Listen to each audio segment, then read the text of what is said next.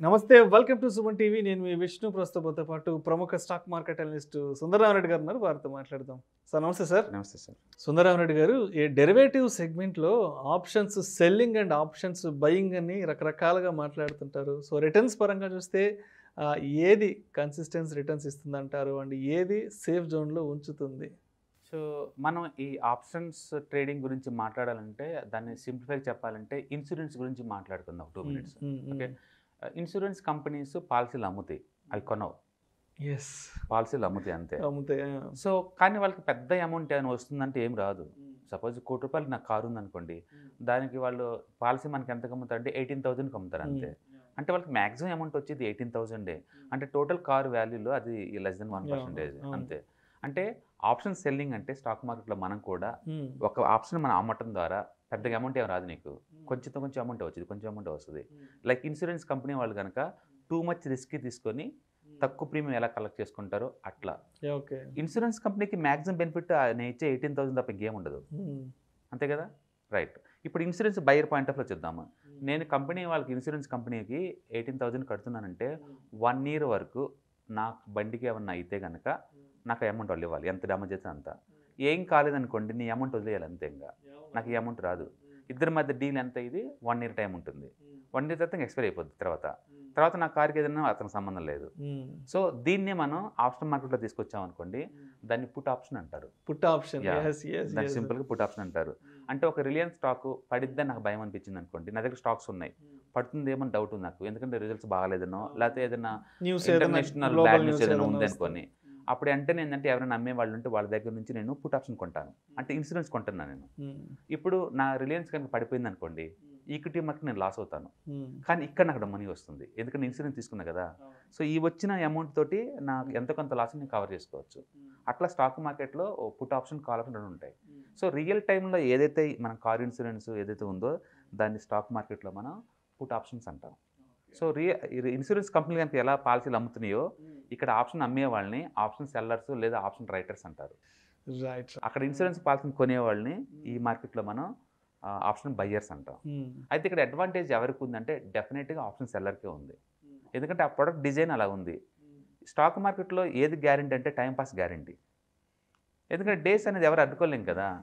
Days ఒకవేళ market కనుక side వేలో ఉందనుకుందాం, మార్కెట్ కదలకుండా అంతే ఉందనుకుందాం 4-5 days, టైం అయిపోయింది కదా. సో స్టాక్ మార్కెట్లో వీక్లీ ఆప్షన్స్ కూడా ఉంటాయి, అంటే దాని లైఫ్ 5 days ఉంటుంది.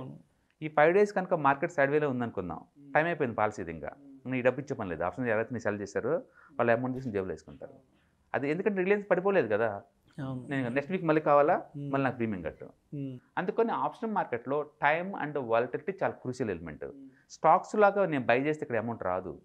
అందుకని మార్కెట్ డైరెక్షను ఓకే, లేదా సైడ్వే మార్కెటా మీరు క్లారిటీగా అనుకుంటే మనం తీసుకోవచ్చు.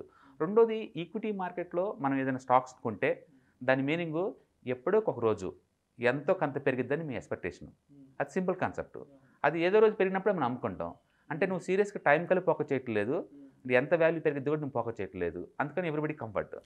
అదే మనం ఫ్యూచర్ కాంట్రాక్ట్ తీసుకున్నాం అనుకోండి, మనం ఏప్రిల్ మంత్ కాంట్రాక్ట్ తీసుకున్నాం అనుకోండి, అంటే ఈ ఫ్యూచర్ కాంట్రాక్ట్ ఏప్రిల్ మంత్లో పెరిగిద్ది అంటున్నావు, కానీ ఎంత పెరిగిద్దో కూడా నువ్వు ఇక్కడ బెట్టకాయట్లేదు.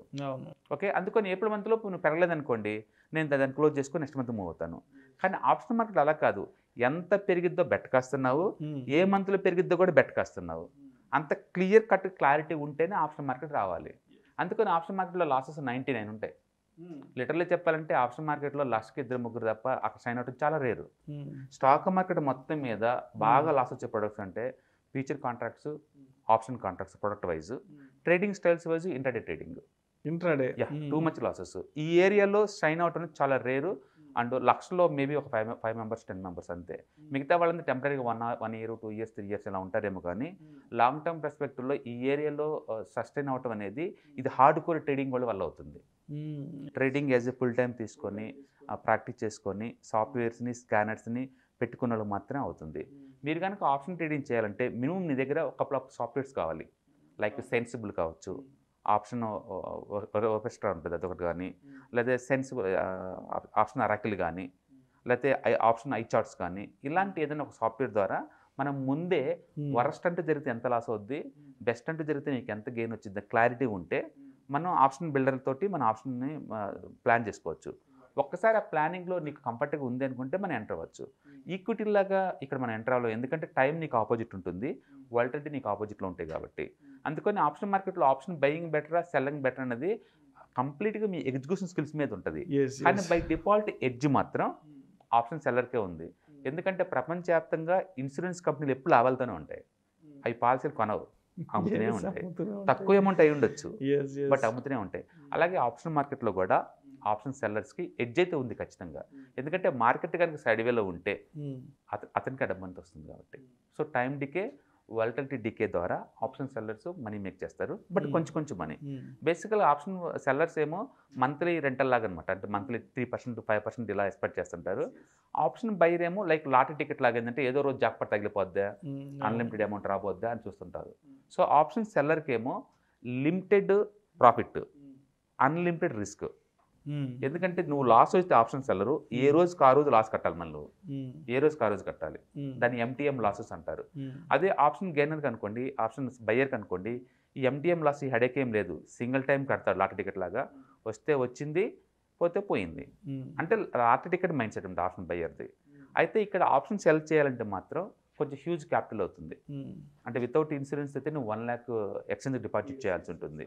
అదే ఆప్షన్ బయింగ్ అనుకోండి 2000 3000 కూడా నేను ఎంటర్ అవ్వచ్చు. కానీ ఆప్షన్ బయర్ మనీ మీకు చేయడం చాలా రేరు, రెగ్యులర్ కుదిరే పని చాలా అంత ఈజీ కాదు. మీరు స్కాల్పర్ కనుక అయితే ఇంటర్డే ట్రేడింగ్లో చార్ట్ ముందు పెట్టుకొని స్కాల్ప్ చేసుకోవచ్చు. కానీ but end of the day ఇది ఎగ్జిక్యూషన్ స్కిల్ డజంట్ మ్యాటర్. నీకు ఎంత ఎగ్జిక్యూషన్ స్కిల్స్ ఉంది అన్నదాన్ని పెట్టేసి ఆప్షన్ బయరా ఆప్షన్ సెల్లరా అనేది స్కిల్ని బట్టి ఉంటుంది. ఆప్షన్ సెల్లర్స్ మనీ మేక్ చేసే వాళ్ళు ఉన్నారు, ఆప్షన్ బయర్గా కూడా మనీ మేక్ చేసే వాళ్ళు ఉన్నారు. బట్ బిలో మీ కంపేర్ టు ఈక్విటీ మార్కెట్ ఫీచర్స్తో పోల్చుకుంటే options highly danger, highly execution skills ఉండాలి, నిరంతరం డైనమిక్గా ఉండే వాళ్ళకి ఇది పాసిబుల్. అండ్ దయచేసి మీకు ఎక్స్పీరియన్స్ తెచ్చుకుంటే తప్ప స్ట్రైట్గా గుడిగా ఈ ఆప్షన్ మార్కెట్లో ఎంటర్ మాకండి. ఎందుకంటే ఈ మార్కెట్లో 30-40% పర్ డే రావటం పోవటం అనేది మామూలు విషయం. ఓకే, ఒకరోజు వచ్చిందనో 2 రోజు వచ్చిందని హ్యూజ్ రిస్క్ తీసుకోమాకండి. నేను చూసినట్లు హ్యూజ్ లాసెస్ వచ్చి ఎక్కువ మంది నా దగ్గరకు వచ్చే కాల్స్లో మాత్రం ఆప్షన్ బయర్సే ఉంటారు. వాళ్ళకి తెలియదు ఇది యాక్చువల్ ఎక్స్పైర్ అవుతున్న విషయం కూడా వాళ్ళకి తెలియదు. ఎక్కువ లాసెస్ చూసిన వాళ్ళంటే బయర్స్ ఎక్కువ ఉంటారు. రైట్. ఓకే, సో ఈ ఎంటైర్ స్టాక్ మార్కెట్లో ఏంటంటే ప్రతి ఒక్కదానికి ఒక ఎడ్జ్ ఉంటుంది. సపోజ్ నా దగ్గర చాలా అమౌంట్ ఉందనుకోండి, సపోజ్ నేను రోజుకి ఒక స్టాక్ రిలయన్స్ కొనే కెపాసిటీ నాకు ఉందనుకోండి, నేను లాస్ అయ్యే ఛాన్సే లేదు. ఎందుకు నేను రోజుకో స్టాక్ కొంటా ఉంటాను. ఒక 1 year అలా కొన్నాను అనుకోండి, Reliance end of the month hero పైకి పోవాల్సిందే కదా, ఆ టైంలో అన్ని స్టాక్స్ ఒకేసారి అమ్ముతాను. అంటే స్టాక్ మార్కెట్ నాలెడ్జ్ లేకపోయినా I can make the money from the stock market. అట్లా తీసుకోవచ్చు. లేదా నాకు ఎక్స్పీరియన్స్ ఉంది, ఈ ప్రోడక్ట్ని ఎలా డీల్ చేయాలో, చార్ట్స్ ఏదైనా బ్రేక్అవుట్ అయినప్పుడు నేను ఎంటర్ అయ్యి కొంచెం మూవ్ బాగానే క్లోజ్ చేసుకుంటా. అలా నాలెడ్జ్ ఉన్నా మీరు మనీ మేక్ చేసుకోవచ్చు. అలాగే ఎక్స్పీరియన్స్ ఉన్నా మనీ మేక్ చేసుకోవచ్చు. బేసికల్లీ మీకు మనీ, నాలెడ్జ్, ఎక్స్పీరియన్స్ ఉందంటే ఆ 3 డెడ్లీ కాంబినేషన్. ఆ 3 ఉన్నోళ్ళు మనీ మేక్ ఛాన్స్ ఎక్కువ ఉంటుంది. మిగతా వాటితో లాగానే ఇక్కడ కూడా ఈ ఆటుపోట్లు ఇవన్నీ మామూలు విషయమే. కానీ బిలీవ్ మీ విష్ణు గారు, మిగతా బిజినెస్తో పోల్చుకుంటే ఈ stock market business wonderful business. ఎందుకంటే మనం డమ్మీ ట్రేడింగ్ చేసుకోవచ్చు, పైసా ఖర్చు పెట్టకుండా, రూపాయి పోగొట్టుకోకుండా. 1 or 2 years 3 years 5 years నీకు ఇష్టం ఎంతకాలం అంతకాలం గ్రిప్ వచ్చేంత వరకు డమ్మీ ట్రేడింగ్ చేసుకొని మీకు కమాండ్ వచ్చిన తర్వాతనే తక్కువ క్యాపిటల్తో బిగిన్ చేసుకోవచ్చు. రెంటల్ లేదు, ఎంప్లాయీస్ హైరింగ్ లేదు, 10 మందితో పని లేదు, నువ్వు నీ ఇంటర్నెట్ కనెక్షన్ మీ ల్యాప్టాప్ అంతే. ఒకసారి గ్రిప్ వచ్చిన తర్వాత మాత్రమే మన మార్కెట్లో రావాలి. అయితే మీ సైకాలజీ ఇష్యూస్ చాలా ఇంపార్టెంట్ ఇక్కడ. సైకాలజీ మీ గ్రిప్ అనుకుంటే స్టాక్ మార్కెట్ ఉండొచ్చు. స్ట్రైట్గా ఆప్షన్ మార్కెట్ పోతారంటే I don't recommend you. First మీరు ఈక్విటీ మార్కెట్ చేసుకోండి, దాని మీద మనీ మీకు వచ్చిన తర్వాత లివరేజ్ ప్రొడక్ట్ వెళ్ళండి. ఇది ఈజీ ఈక్విటీ మార్కెట్ డీల్ చేయటం వాటితో పోల్చుకుంటే, ఎందుకంటే అక్కడ అందరికీ కుదరదు. అంటే ఇవాళ రేపట్లో సాఫ్ట్వేర్ వచ్చిన తర్వాత ఈ ఆప్షన్ గ్రీక్స్ అనాలిసిస్ చాలా ఈజీ అయిపోయింది. కానీ ఒకప్పుడైతే బ్లాక్ అండ్ షూ ఫార్ములా వాడేసేసి ఈ ఆప్షన్ ఎలిమెంట్స్ మొత్తం చూసుకొని చేసుకోవడం చాలా టఫ్గా ఉండేది. బట్ ఇప్పుడైతే కొంచెం సాఫ్ట్వేర్లో వచ్చింది కాబట్టి లిటిల్ బిట్ ఈజీ అవుతుంది. But still experience does matter ఇక్కడ. మీలో ఎవరైనా సరే ఆప్షన్ ట్రేడింగ్ చేద్దాం అనుకుంటే నియో స్టాక్స్ అక్కడ ఆ సాఫ్ట్వేర్లో మీరు లైవ్ మార్కెట్లో ఆప్షన్ ట్రేడింగ్ డమ్మీ ట్రేడింగ్ చేయండి. ఎక్స్పీరియన్స్ వచ్చిన తర్వాత మాత్రమే లైవ్ మార్కెట్ రండి. వచ్చేటప్పుడు కూడా నేకుడ్ బయింగ్ వద్దు, నేకుడ్ సెల్లింగ్ వద్దు, ఖచ్చితంగా స్ట్రాటజీస్ వాడండి, వాడి మీరు చేసుకోవచ్చు. Thank you sir, thank you so much. Option selling versus option బయింగ్కి సంబంధించిన విశ్లేషణ చాలా అద్భుతంగా ఇచ్చారు. Thank you so much sir. ఇలాంటి మరిన్ని interesting videos and valuable information కోసం వెంటనే మా Suman TV money channel subscribe చేయండి, లైక్ చేయండి, షేర్ చేయండి. అదేవిధంగా మీ అభిప్రాయాలను వీడియోస్ కింద కామెంట్స్ రూపంలో మాకు తెలియచేయండి. And this is Vishnu signing off.